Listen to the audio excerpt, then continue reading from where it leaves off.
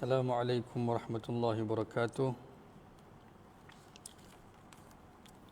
Alhamdulillahi rabbil alamin, wassalatu wassalamu ala asyrafil anbiya'i wal mursalin sayyidina Muhammadin wa ala alihi wa sahbihi ajma'in. Amma ba'd.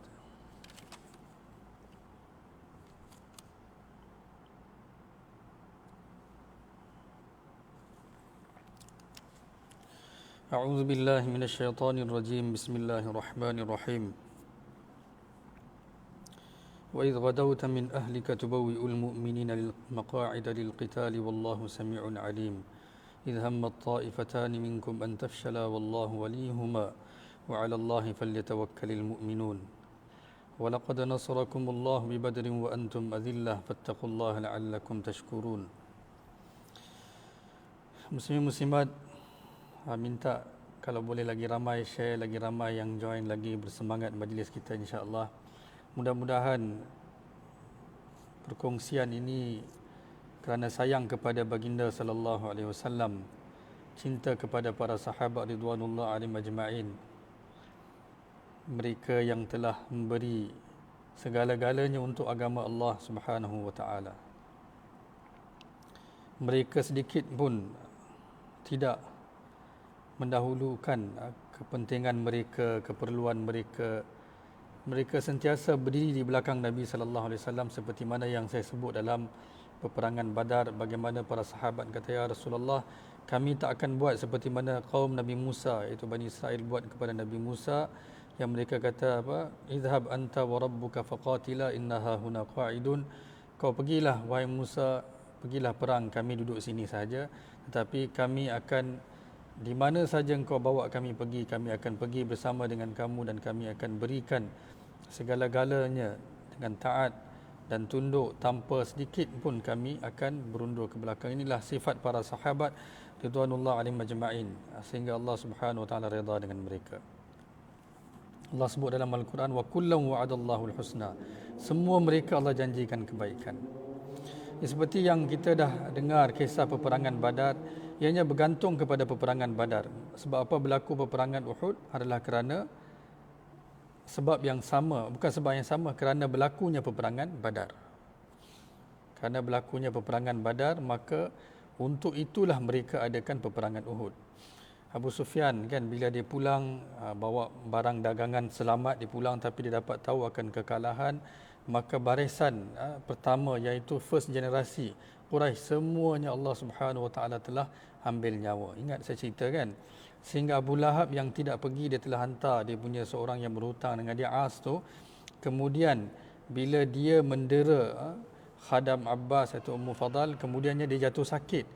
Allah Subhanahu wa taala matikan dengan penghinaan, iaitu bila dia jatuh sakit, dia mati dengan jangkitan kulit yang begitu teruk, sehingga terbiar jenazah dia, tak ada siapa nak mandikan. Berhari-hari terbiar. Anak dia sendiri tak nak mandikan dia.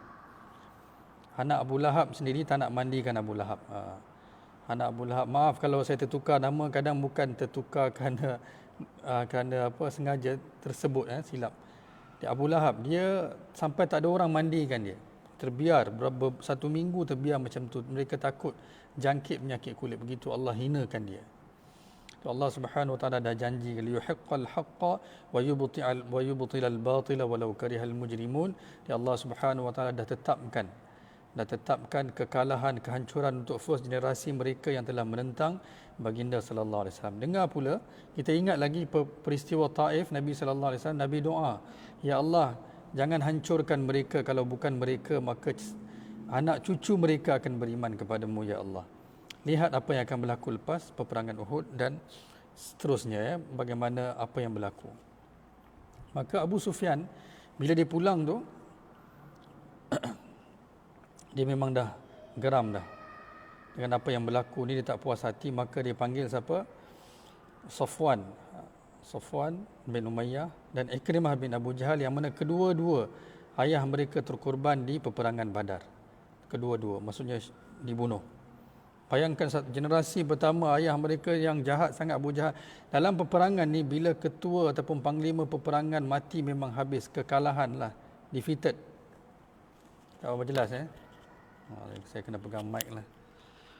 Baik, boleh dengar ke? Kalau jelas sekarang lebih jelas kot Mic saya ni pun biasa-biasa je. Okey. Baiklah. Maka Abu Sufyan apa dibuat, dipanggil Safwan bin Umayyah bin Khalaf, anak Umayyah bin Khalaf yang mati juga dalam peperangan tu, kita dah cerita. Yang mana dia Bilal tak nak lepaskan, walaupun Abdul Rahman bin Auf bawa, kata dia dah serah diri, kita boleh ambil sebagai banduan. Dia tak ada, dia kata sama ada aku hidup ataupun dia hidup. Maka mereka telah bunuh dia. Lepas peperangan Uhud ni saya akan cerita satu kisah, kalau saya ingat insya-Allah. Seorang sahabat yang bernama Zaid, dia juga terlibat dalam pembunuhan Umayyah bin Khalaf ni. Nanti selepas Uhud saya akan cerita apa yang mereka lakukan dengan dia.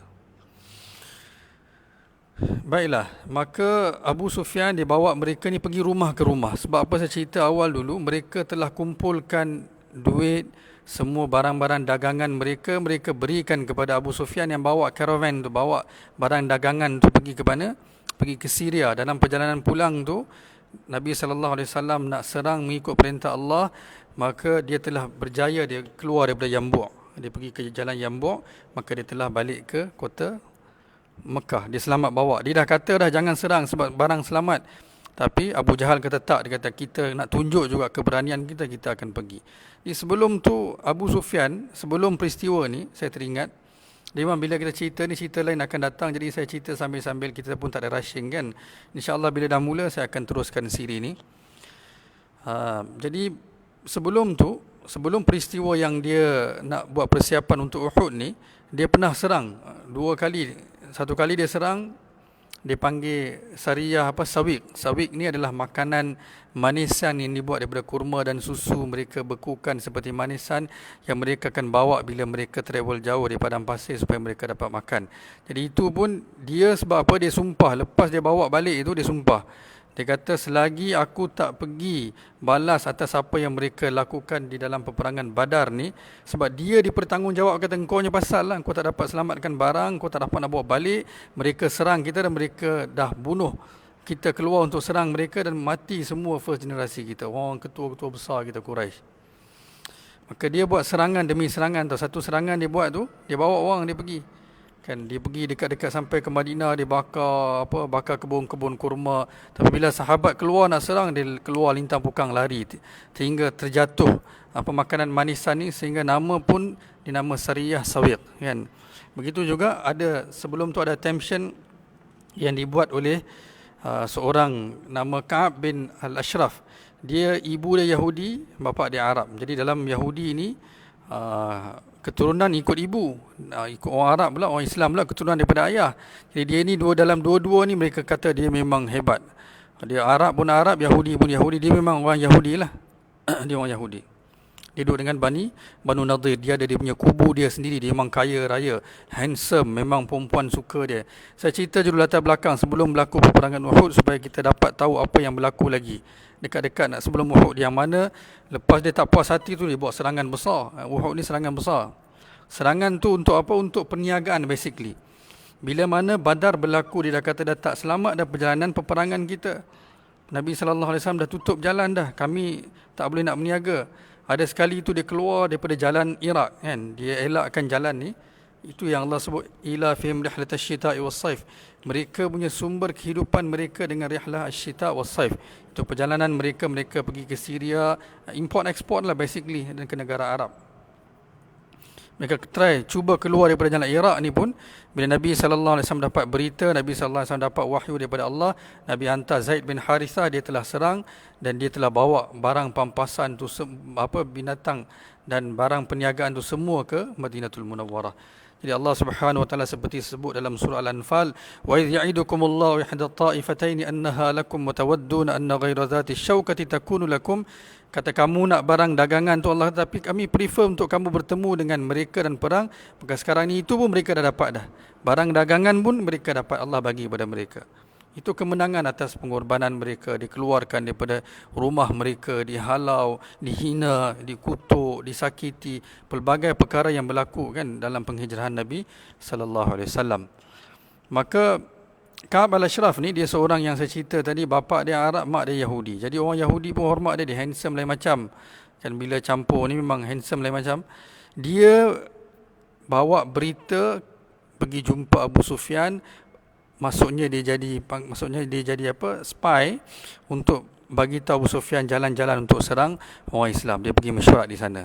Bila Nabi sallallahu alaihi wasallam tahu, Nabi sallallahu alaihi wasallam telah tanya Nabi tahu Allah turunkan wahyu. Nabi bukan ada pengetahuan ghaib kecuali Allah Subhanahu Wa Taala turunkan, kan. Nabi sendiri, Nabi tak ada pengetahuan ghaib, Nabi tak tahu kecuali apa yang Allah Subhanahu Wa Taala wahyukan kepada Nabi sallallahu alaihi wasallam. In huwa illa wahyun yuha, kecuali wahyu yang diturunkan kepada Nabi sallallahu alaihi wasallam. Maka Nabi sallallahu alaihi wasallam tanya di kalangan sahabat, siapa yang sedia pergi bunuh Ka'ab bin al-Ashraf tu. Dia seorang yang kaya raya, dia ada kubu dia sendiri, dia muka pun handsome, orang pun memang hormat dia itu dan ini. Maksudnya penuh dengan segala-galanya lah kekayaan dia, memang dia kaya raya. Ni Allah sebut dalam Quran tentang dia, kan, alladzina yabkhuluna wa ya'muruna an-nasa bil bukhl. Dia bakhil dan dia arah orang pun untuk bakhil. Kata engkau jangan belanja duit seperti Nabi sallallahu alaihi wasallam suruh, engkau miskin nanti. Wa yaktumuna ma atahumullahu min fadli. Ni dialah Ka'ab al-Ashraf ni. Di Nabi sallallahu alaihi wasallam perintah, Nabi kata siapa yang sedia bunuh Ka'ab al-Ashraf ni. Seorang sahabat bangun, Muhammad bin Maslamah, dia kata saya. Nabi sallallahu alaihi wasallam kata pergi.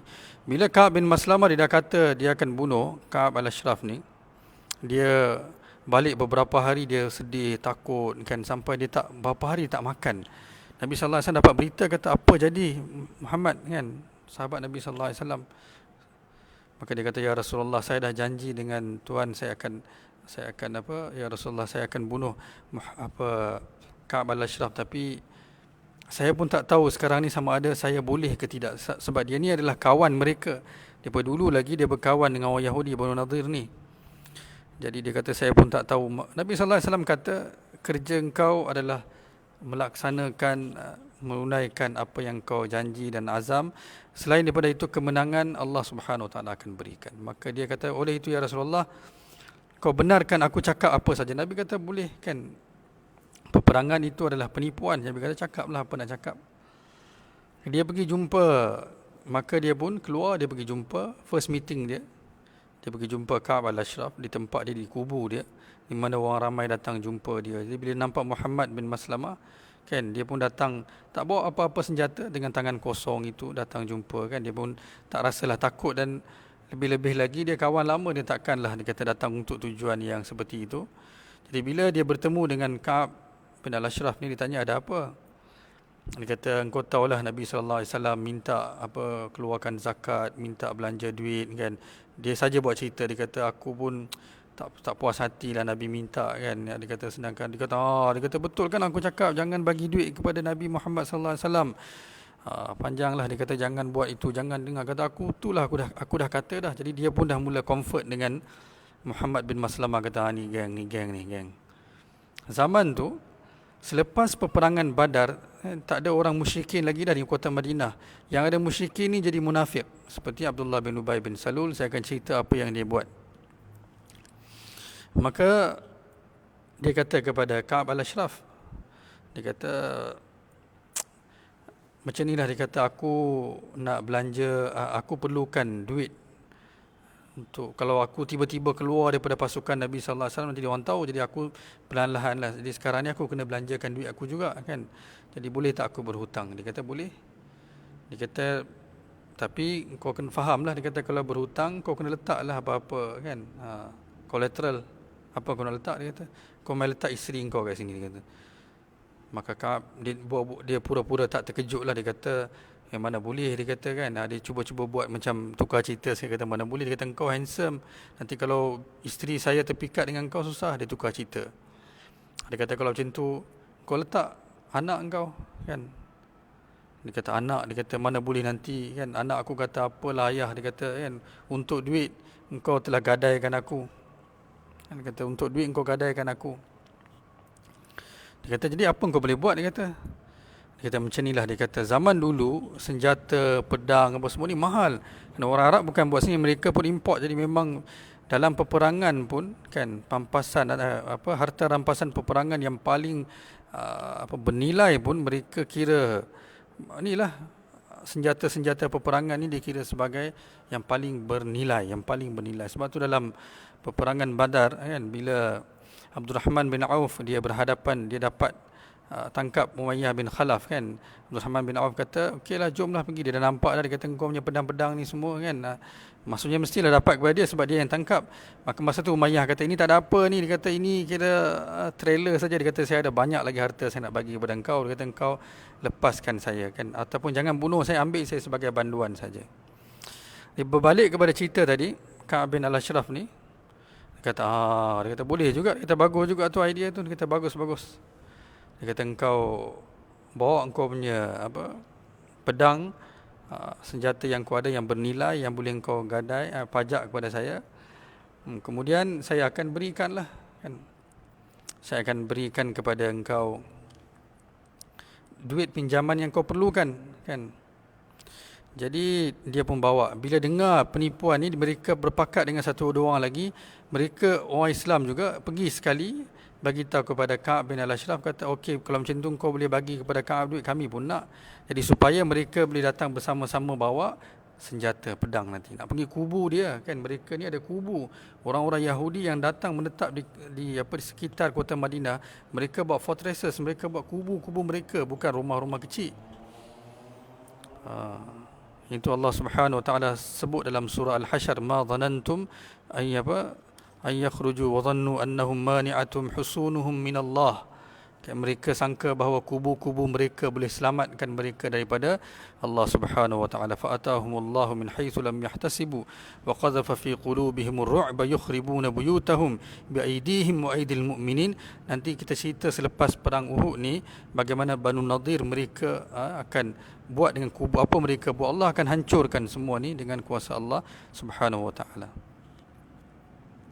Maka pada satu malam, tarikh yang ditetapkan untuk dia datang bagi pajak senjata dia, maka dia telah racunkan senjata dia kan, Muhammad bin Maslamah ni, dan dia telah datang pada malam hari. Mereka telah tetapkan masa untuk bertemu di luar kubu dia. Malam tu dia baru kahwin. Siapa? Ka'ab bin Al-Ashraf ni dia baru kahwin dengan seorang gadis. Dia orang kaya dan dia handsome. Zaman dulu memang mereka banyak berkahwin kan. Maka dia pun malam pertama dia pakai wangian kan. Dia punya wife dia pun pengantin perempuan pun pakai wangian. Zaman tu orang-orang Arab, wanita mereka bangga dengan wangian-wangian mereka yang mereka pakai. Baiklah. Sahabat ni Muhammad bin Maslamah dan dua orang sahabat lagi, mereka telah pergi bawa senjata tu, kononnya nak pajakkan kepada Ka'ab bin Al-Ashraf dan untuk ambil hutang kan, nak bagi kepada Nabi sallallahu alaihi wasallam belanja di jalan Allah Subhanahu wa taala. Tapi bila sampai di sana, tapi tujuan mereka adalah untuk bunuh dia. Sebab apa? Sebab dia telah buat sesuatu melanggar janji, melanggar perjanjian Nabi sallallahu alaihi wasallam buat dengan mereka. Ketika Nabi sampai ke Madinatul Munawwarah, kata mereka akan beri protection kepada Nabi, dan ini perjanjian mereka dan para sahabat, seperti mana mereka protect keluarga mereka. Dia telah breach perjanjian tu, dia pergi pula jumpa Abu Sufyan, Allah bagi tahu bunuh dia.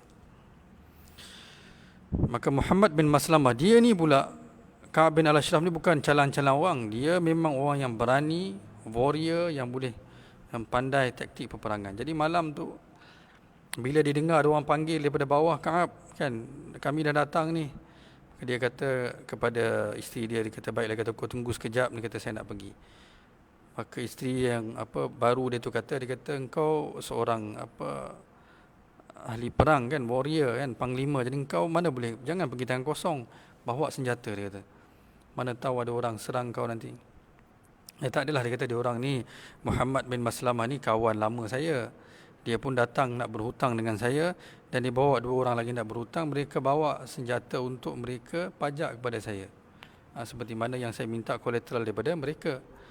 Jadi bila dia turun kan, mereka pun mula sembang dengan dia, kata dia kata bau wangi. Dia kata yalah, saya baru kahwin ni, malam pertama saya dengan isteri baru saya. Dia kata wanginya kan, tapi dia memang tak tahu apa lagi. Mereka pun mula bercerita. Maka salah seorang sahabat kata, boleh tak saya bau daripada dekat wangian tersebut. Tujuan mereka supaya nak bunuh dia. Maka mereka telah salah seorang sahabat telah mendekati dia, pegang dia, kemudian mereka telah bunuh dia, kan. Dibenarkan kerana ini perintah Allah Subhanahu wa taala atas khianat yang dia buat, dia beritahu kepada Abu Sufyan. Walau bagaimanapun Abu Sufyan tak puas hati juga. Dia kata saya nak serang juga. Dia kata saya tak akan biarkan orang Islam kerana mereka telah tutup jalan perniagaan kami ni. Masuk Islam tak nak juga.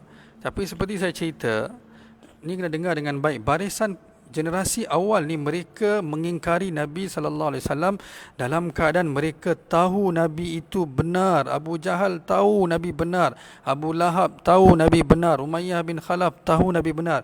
Mereka mengingkari Nabi SAW juga. Walaupun mereka tahu, mereka kata kami tak akan terima juga. Begitulah orang Yahudi, kan. Alladzina atainahumul kitaba ya'rifunahu kama ya'rifuna abna'ahum. Orang Yahudi ni pula macam Ka'b bin Al-Ashraf dan lain-lain ni, nanti saya cerita. Macam Banu Qainuqa baru ni saya cerita, kan. Nanti selepas peperangan Uhud, Banu Nadir, Banu Quraidah, kan, apa mereka buat. Mereka ni Allah kata dalam Quran, mereka mengenal Nabi SAW seperti mana mereka mengenal anak-anak mereka. Mereka kenal sangat, tapi mereka ego, tak nak beriman kepada Nabi SAW. Jadi Abu Sufyan, generasi kedua ni pula Abu Sufyan, kan, mereka ni memang benar-benar berpegang dengan agama mereka, dengan yakin bahawa mereka lah benar. Sebab tu bila Ka'b bin Al-Ashraf datang ke Madinatul Munawwarah, kan, datang ke Makkatul Mukarramah daripada Madinatul Munawwarah, membawa berita, kan,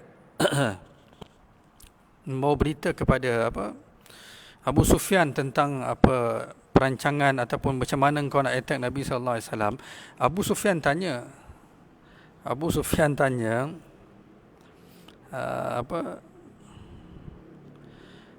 antara orang Islam dengan kami, kau rasa siapa yang lebih betul? Saya nak bagi tahu perkara ni penting kita faham tau. Antara orang Islam dengan kami ni, agama siapa yang lebih tepat, dia kata. Maksudnya diorang yakin, kata diorang ni, atas kebenaran. Ya, Abu Jahal tu tahu kata Nabi benar, dia tahu. Kata, maka dia kata, Ka'b bin Ashraf kata apa?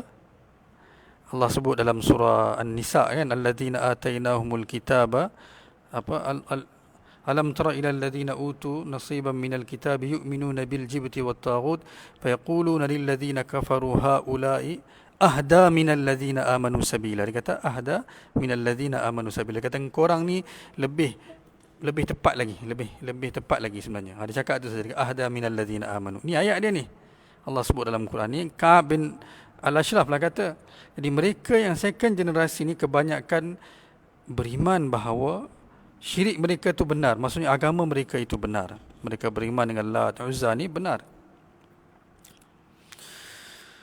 Jadi Abu Sufyan, dia telah bawa mereka dua ni. Minum sikit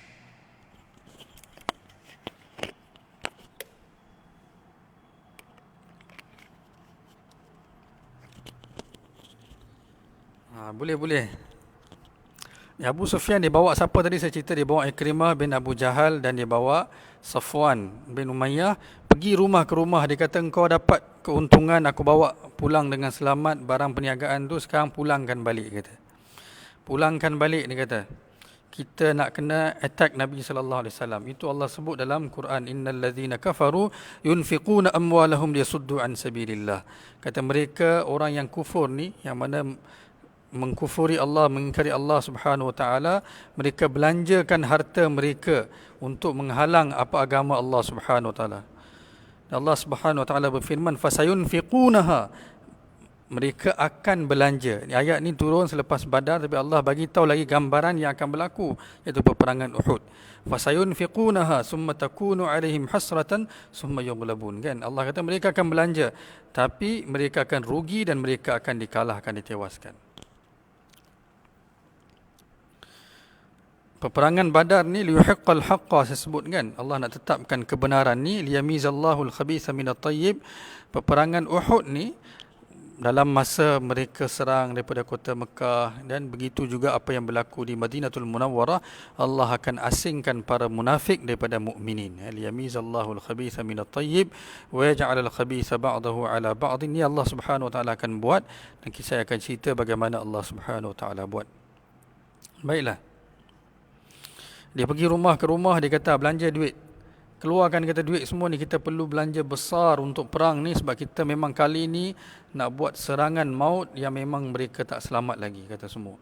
Sehingga mereka pergi jumpa Banu Kinanah dengan Tihamah, mereka minta bantuan di luar kota Mekah, di sekitar border Mekah, minta bantuan mereka juga supaya mereka pun beri bantuan kepada orang Quraisy. Tapi mereka bagi lebih kepada senjata, kerana orang Quraisy ni bukan ada senjata sangat. Senjata-senjata ni masa tu mungkin mereka import daripada Yaman dan Syria, negara-negara lain.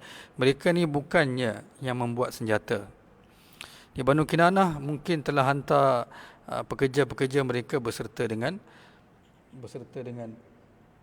senjata-senjata, bantuan senjata-senjata. Maka mereka telah ada lebih kurang 700 senjata, 700 senjata lengkaplah, senjata bersama dengan mereka punya tentera lah, kan, tentera yang bersenjata 700 lengkap. Dan mereka punyalah geram, mereka nak keluar cepat-cepat kalau boleh, nak cepat-cepat pergi ke Madinah dan serang Nabi sallallahu alaihi wasallam. Tak nak, mereka telah berkumpul, kan, mesyuarat besar berlaku, dan dalam tu mereka telah buat persiapan dan mereka percepatkan persiapan ni. Mereka percepatkan. Abu Sufyan lah sebagai panglima peperangan ni untuk serang Nabi sallallahu alaihi wasallam. Abu Sufyan radhiyallahu anhu kemudian memeluk Islam. Maka dia telah lantik, orang kanan dia lantik siapa? Khalid bin Walid. Ketua di sebelah kiri yang akan pegang bendera adalah Ikrimah bin Abu Jahal. Mereka telah keluar kurang lebih 3,000 orang bersenjata lengkap, kan, mereka telah keluar. Dan sepatutnya mereka sampai dalam masa 2 minggu daripada Makkah ke Madinatul Munawwarah. Tapi kerana mereka memang dah tak tahan lagi, mereka nak cepat-cepat serang Nabi sallallahu alaihi wasallam, maka mereka telah percepatkan perjalanan mereka. Ingat saya cerita Sayyidina Abbas radhiyallahu an, kan, bila mana dia menjadi banduan Nabi sallallahu alaihi wasallam, Nabi minta dia berikan tebusan. Walaupun masa tu dia kata, mereka paksa saya memang beriman ya Rasulullah. Maka dia ketika itu Nabi sallallahu alaihi wasallam minta tebusan, ingat kan saya cerita, dia kata saya mana duit. Nabi kata ingat, dia kata engkau pernah sembunyi duit, kau bagi tahu kepada Ummu Fadal. Kata kalau saya mati ambil duit itu bagi sana sini. Maka dia kata macam mana boleh engkau tahu? Dia kata aku sekali lagi firm iman aku bahawa engkau adalah Rasulullah. Tapi orang Quraisy ni masih tak tahu lagi, kata dia dah beriman, masih tak tahu lagi. Maksudnya mereka, sebab dia tidak menentang dan dia tidak cakap apa-apa, jadi orang tak pasti dia ni beriman ataupun tidak. Nabi SAW telah lantik dia sebagai spy di kota Mekah. Bila dapat tahu Sayyidina Abbas, dia tak boleh hantar awal. Kalau dia hantar orang keluar awal, mereka akan tahu. Maka seelok tentera Abu Sufyan ni gerak saja, dia terus hantar dia punya pekerja dia, orang dia, untuk cepat-cepat bawa berita kepada Nabi sallallahu alaihi wasallam. Nabi sallallahu alaihi wasallam ketika itu di luar kota Madinatul Munawwarah, dia sampai lebih awal. Mereka ni sampai dalam masa 7 hari. Perjalanan 2 minggu mereka telah sampai. Ini tentera ni Abu Sufyan ni, mereka memang nak sangat tewaskan Nabi sallallahu alaihi wasallam tanpa menyampaikan apa-apa khabar, tak ada apa-apa. Nak seranglah diam-diam. Abbas radhiyallahu anhu telah hantar pekerja dia, khadam dia. Dia ni dalam 3 hari telah jumpa Nabi sallallahu alaihi wasallam. Dalam 3 hari telah jumpa Nabi sallallahu alaihi wasallam, dan Nabi sallallahu alaihi wasallam tak boleh baca, jadi Ubay bin Ka'ab Nabi perintah untuk baca, kan, Nabi ummi. Allah Subhanahu wa taala tidak Nabi sallallahu alaihi wasallam tak pernah belajar apa-apa daripada siapa, sebab Allah nak ajar Nabi directly, supaya Nabi tak ada guru lah, kan. Kalau Nabi ada guru tu cakap Nabi kena dengar. Allah Subhanahu wa taala Maha berkuasa, Allah Hakimun Alim, mengetahui. Maka Ubay bin Ka'ab baca surat tu, memberitahu bahawa mereka akan serang baginda Muhammad sallallahu alaihi wasallam. Nabi sallallahu alaihi wasallam buat apa? Ini satu perkara yang setiap leader kena tahu. Apa Nabi sallallahu alaihi wasallam buat? Nabi tak terus kelam kabut apa jadi ni, bagi tahu okey ni ada serangan ni, cepat masuk sembunyi. Tak, Nabi sallallahu alaihi wasallam hantar dulu spy, pergi pastikan, buat kepastian benarkah ada sekian-sekian. Walaupun Nabi tidak mensyaki akan khabar datang daripada bapa saudara Nabi sendiri, Abbas radhiyallahu an, bukan Nabi mensyaki, tapi Nabi sebagai seorang leader, Nabi hantar wakil untuk pastikan betulkah mereka datang untuk serang. Nabi tak terus terburu-buru sebarkan okey dapat berita dah, surat dah, confirm dah. Nabi hantar dulu supaya pergi buat kepastian. Sebelum tu Nabi sallallahu alaihi wasallam dah mimpi akan peristiwa ni, yang Nabi tak cerita kepada sahabat. Hanya selepas peperangan Uhud baru Nabi cerita apa yang Nabi sallallahu alaihi wasallam mimpi. Yang Nabi kata Nabi melihat Nabi sallallahu alaihi wasallam telah menggunakan pedang Nabi sallallahu alaihi wasallam dalam mimpi itu. Nabi hayunkan pedang Nabi sallallahu alaihi wasallam. Bila Nabi cuba untuk serang, maka terpatah. Begitulah lebih kurang mafhum hadis tu, dan terpatah pedang Nabi sallallahu alaihi wasallam. Tapi bila Nabi sallallahu alaihi wasallam angkat kali kedua, Nabi sallallahu alaihi wasallam serang, maka Nabi sallallahu alaihi wasallam nampak cahaya kemenangan. Itu Nabi sallallahu alaihi wasallam, Allah dah beritahu Nabi sallallahu alaihi wasallam akan peperangan Uhud. Peperangan Uhud ni bukan peperangan yang mereka tak tewas. Nabi sallallahu alaihi wasallam, mana mungkin Nabi ada dan tewas, tapi Allah uji untuk hikmah, dan Allah Subhanahu Wa Taala akhirnya berikan mereka tak tewas dalam mana-mana peperangan. Dalam akhir peperangan tu mereka juga menang, dan musuh Allah juga. Tapi kita akan dengar kan sebab apa saya sebut sini menang ke kalah, sebab memang peristiwa Uhud ni dia suspense sikit, dia suspense sikit.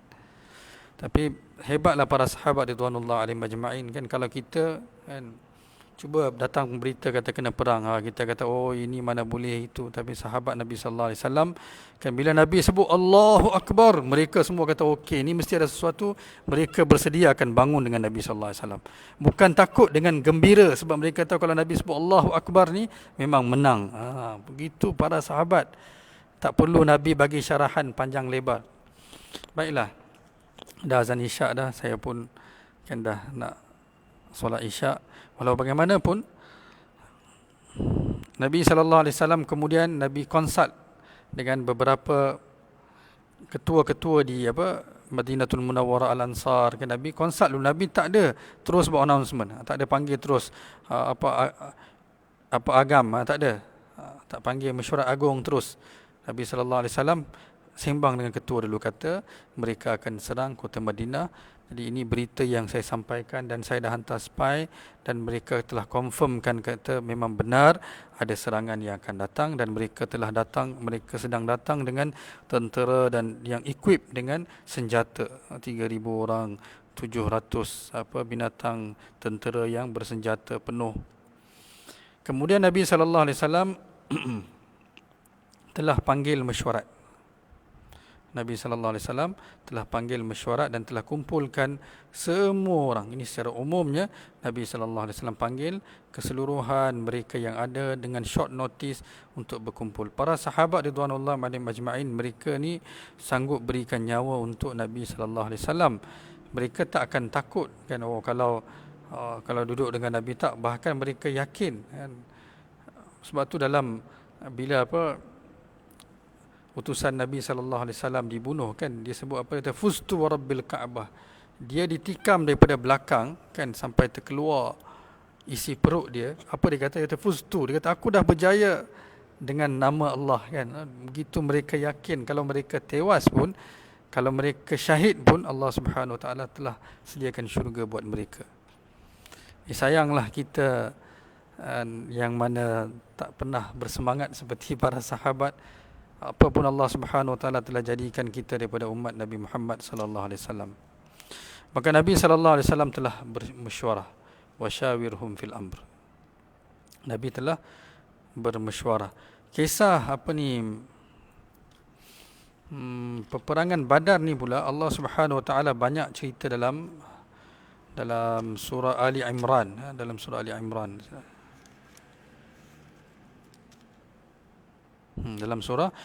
Imran ya Allah Subhanahu Wa Taala cerita tentang peperangan Uhud.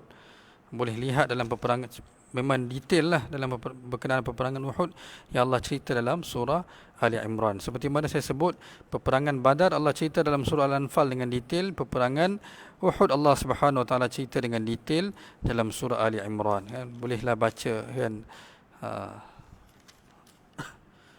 Sebab tu saya kata bila kita baca Quran, kita faham kan, dan kita belajar dengan tafsir bersama-sama dengan sirah, maka kita akan lebih bersemangat membaca Al-Quran kan. Tadi saya dah baca Al-Quran kan. Ini semua berkenaan dengan peperangan Uhud.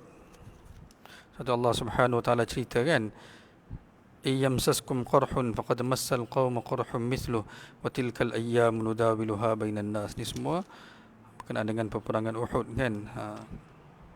Minkum man yuridud dunya wa minkum man yuridul akhirah. Kebanyakanlah boleh lihat daripada ayat ayat yang ke 120 kan. Sebelum tu pun ada Allah Subhanahu wa taala ceritakan. InsyaAllah kita semangat dengar kan bagaimana. Saya boleh cerita sikit di mana dalam mesyuarat ni, ringkasan saya mungkin akan repeat balik, tapi di sini ringkasannya Nabi sallallahu alaihi wasallam bila bermesyuarah, apa yang kita patut lakukan. Allah Subhanahu wa taala, subhanallah, bila Nabi sallallahu alaihi wasallam Allah perintah untuk berhijrah daripada Makkahul Mukarramah ke Yathrib ke Madinatul Munawwarah. Madinatul Munawwarah ni fitratan, maksudnya satu bandar yang protected daripada sekeliling dia. Daripada sekeliling dia ada gunung Uhud, ada gunung lain-lain. Maksudnya musuh tak mudah nak serang kota Madinah. Itu Allah Subhanahu wa taala yang telah ciptakan protection tu. Subhanallah, kita macam mana Allah bila utuskan Nabi untuk berhijrah, protection tu pun dah ada dah. Jadi Nabi sallallahu alaihi wasallam bermesyuarat nak buat apa? Nak kita tunggu di sini saja biar mereka serang, lagi mudah. Kerana bila street fight berlaku kan, bila berlaku peperangan di kawasan dalaman, jadi orang di situlah akan menang, sebab mereka lebih tahu kan selok belok jalan itu, perempuan pun boleh bantu baling daripada rumah itu dan ini kan. Itulah Yahudi selalu buat, apa-apa dia orang lari pergi sembunyi dalam kubu mereka. Nanti saya cerita macam mana apa Banu Qainuqa, saya dah cerita, Banu Nadir pun buat benda yang sama juga. Mereka ni sekejap lari pergi sembunyi dalam kubu mereka. Madinatul Munawwarah ni secara fitrahnya, secara Allah ciptakan ni pun dah kira kubu dah, bukan senang mereka nak serang. Nabi sallallahu alaihi wasallam bermesyuarat macam mana kita nak duduk sini dan kita defend daripada sini, ataupun kita keluar untuk perang. Kita keluar. Maka sahabat-sahabat yang mana kan mereka bersemangat, muda lagi kan, mereka kata kita keluar perang, kita kena keluar untuk pergi perang. Maka Nabi sallallahu alaihi wasallam telah terima cadangan dan Nabi sallallahu alaihi wasallam buat keputusan untuk keluar, dan Nabi sallallahu alaihi wasallam sendiri yang telah pilih Uhud. Tempat Uhud tu Nabi sallallahu alaihi wasallam di belah utara kan, barat Madinah. Nabi sallallahu alaihi wasallam sendiri yang pilih tempat tu dengan wahyu yang Allah Subhanahu wa taala berikan kepada baginda sallallahu alaihi wasallam. Tapi bila mesyuarat tu habis, sahabat-sahabat yang senior ni datang jumpa sahabat-sahabat yang muda, kata sebab apa paksa Nabi sallallahu alaihi wasallam kan, kata sepatutnya tak paksa. Maka mereka pun bersetuju juga, kata mereka tak sepatutnya paksa. Lihat Nabi sallallahu alaihi wasallam sebagai leader, sebab tu kata kita buat dua perkara, kita buat istisyarah, mesyuarat kan, dan kita istikharah, minta kebaikan daripada Allah. Tapi bila keputusan kita dah buat, jangan kata kalaulah tak buat seperti ini maka tak berlakulah seperti itu. Nabi sallallahu alaihi wasallam katalah qaddarallahu wa ma syaa fa'al. Allah telah tentukan, Allah buat apa sahaja. Kalau tidak, kalau kamu kata kalaulah itu tak berlaku ini, maka kamu buka pintu untuk syaitan, maka akan berlakulah perbalahan, pergaduhan.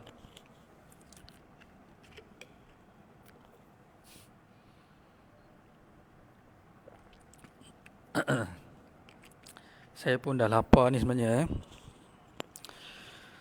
Allahu Akbar. Jadi mereka pergi jumpa Nabi sallallahu alaihi wasallam, kata kotlah Nabi sallallahu alaihi wasallam memang tak bersedia, tetapi kerana ada beberapa sahabat yang muda lagi, mereka paksa Nabi, maka Nabi sallallahu alaihi wasallam bersedia untuk keluar instead of tunggu di kota Madinatul Munawwarah. Seperti saya cerita, Madinah ni bandar yang protected dengan gunung ganang, ni Allah sendiri yang ciptakan benda tu. Maka Nabi sallallahu alaihi wasallam dah pulang ke rumah, Nabi dah mula pakai pakaian perang. Nabi sallallahu alaihi wasallam dah pakai baju besi dulu, bukan macam baju besi sekarang kan, dia buat daripada rantai lah. Topi dia buat rantai kan, ada gelang-gelang rantai, begitulah pakaian Nabi sallallahu alaihi wasallam. Maka sahabat Nabi sallallahu alaihi wasallam, sahabat datang jumpa, ya Rasulullah, Dan kalau tuan rasa lebih baik kita duduk di kota Madinah yang protected, yang Allah Subhanahu Wa Taala sendiri telah selamatkan, pelihara, maka kami tak kisah kan, itu mungkin mereka tak dapat faham hikmah. Nabi sallallahu alaihi wasallam bersabda, tidaklah bagi seorang nabi yang telah memakai pakaian perang boleh membukanya kecuali selepas kemenangan ataupun selepas habis peperangan. Ini keputusan dan Nabi kata kita akan keluar. Nabi sallallahu alaihi wasallam sendiri telah pilih tempat medan Uhud tu Nabi pilih. Sebab apa? Sebab tempat yang Nabi pilih itu pun very strategic. Nabi bukan pergi ke depan ke arah, turun ke bawah ke arah Makkahul Mukarramah, tapi Nabi naik ke atas lagi, ke arah utara.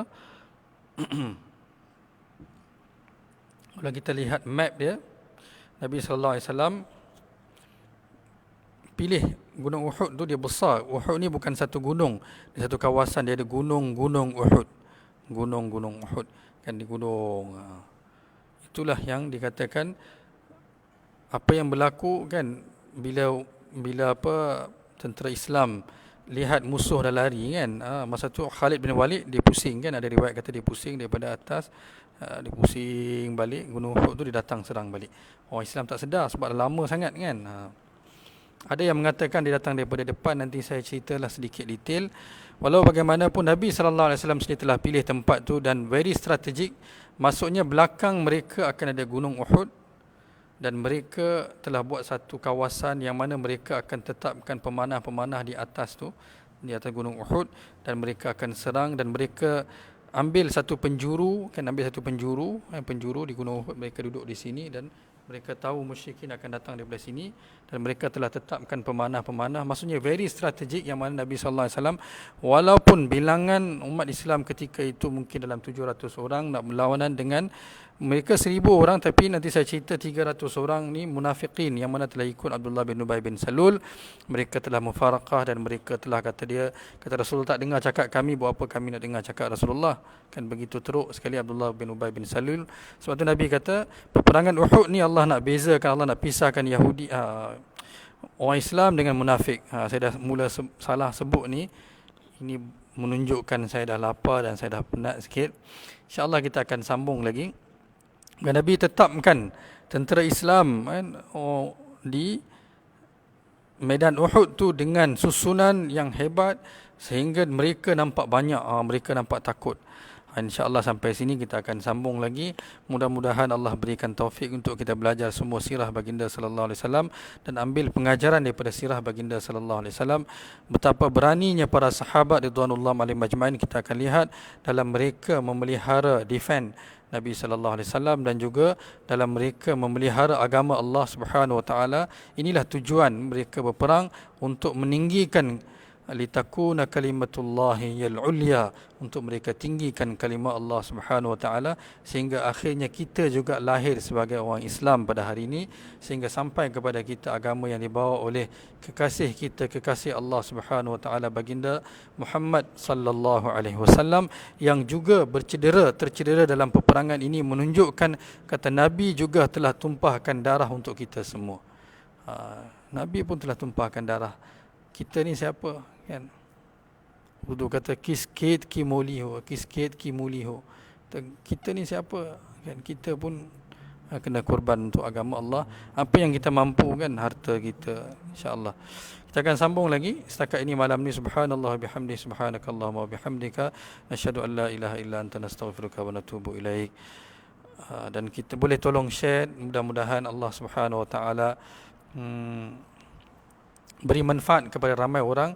Dan saya akan beritahu sedikit demi sedikit akan ibrat pelajaran yang dapat daripada peperangan Uhud dan peperangan Badar kan, sambil-sambil supaya kita bukan sahaja mendengar peristiwa, tapi kita mesti ambil pelajaran. Untuk apa mereka berikan nyawa ni semua? Untuk apa mereka perang ni? Seperti saya sebut, litakuna kalimatullahi al-ulya, supaya Allah Subhanahu wa taala tegakkan, liyamizallahu al-khabitha minat tayyib, supaya Allah Subhanahu wa taala pisahkan antara baik dan buruk, dan mereka telah berjuang di jalan Allah dengan mendukung segala perintah Allah tanpa sedikit pun gementar daripada musuh Allah Subhanahu wa taala.